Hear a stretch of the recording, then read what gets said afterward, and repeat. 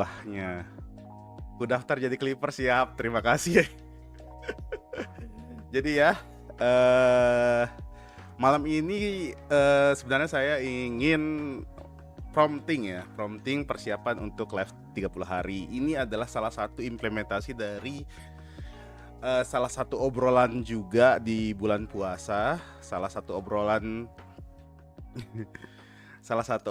yang sempat kami bicarakan di bulan puasa bersama Pak Wana juga bersama Bapak. Ya sudah nonton, jadi coba sedikit ngotot gitu.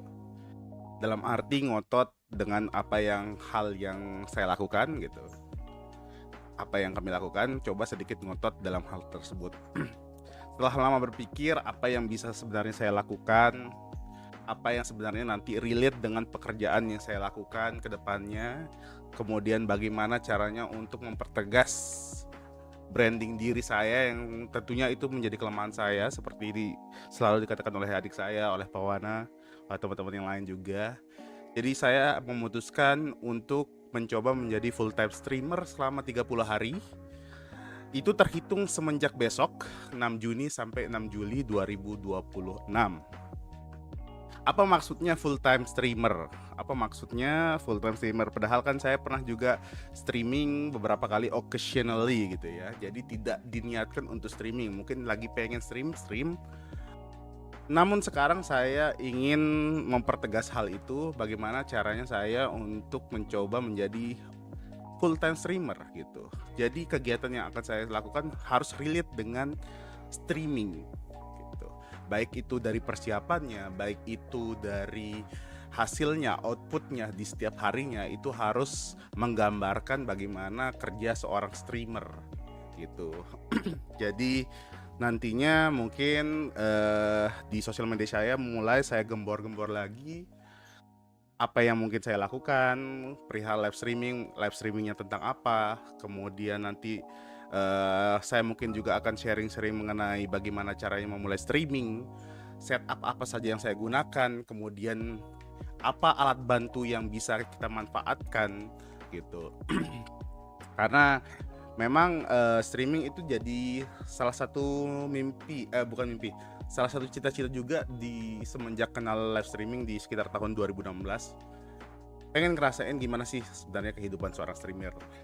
Dan lagi-lagi setelah pengetahuan tentang live streaming itu masuk di kepala, banyak ilmu tentang streaming yang saya ketahui, orang-orang live streaming itu sebenarnya ngapain, karena memang saya salah satu orang yang sering riset juga perihal live streamer itu bagaimana cara kerjanya, terus mereka itu ngapain aja.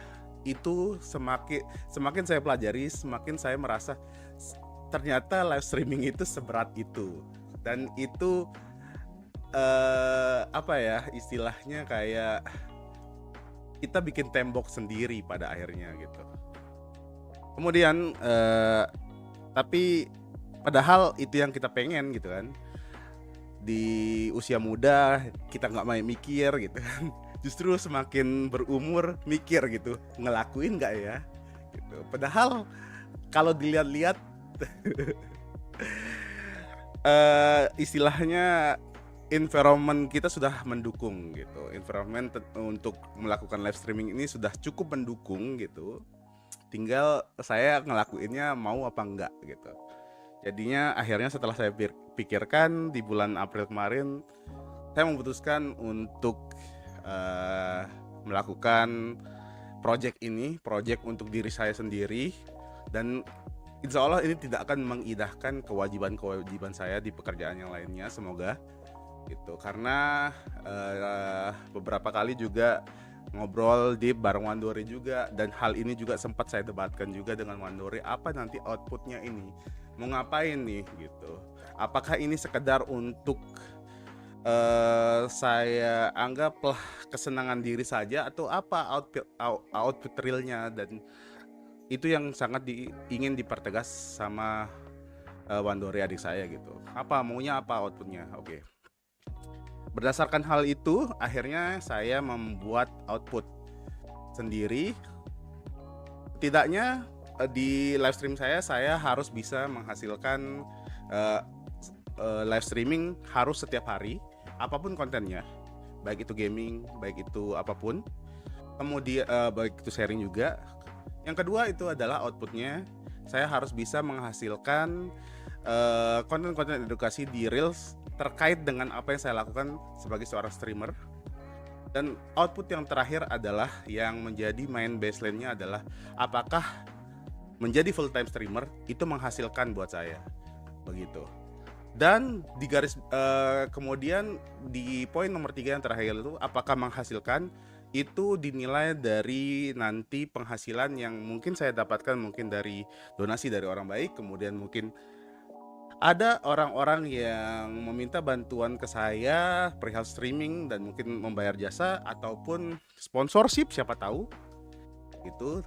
Yang menjadi baseline-nya itu output yang ketiga itu berhasil adalah jika penghasilan dari menjadi full time streamer itu sudah mencapai setidaknya UMR Lotim gitu.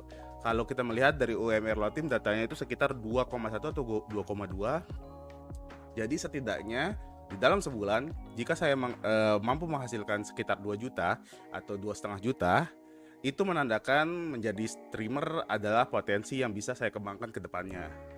Pun jika tidak, streaming akan tetap saya lakukan occasionally, tidak dipaksakan, tidak ngototkan, karena memang ternyata tidak kelihatan nih, belum kelihatan nih gitu. Kita lebih mungkin nanti ngelihatnya ke referensi atau lebih ngototnya itu di pekerjaan saya yang lain yang lebih real.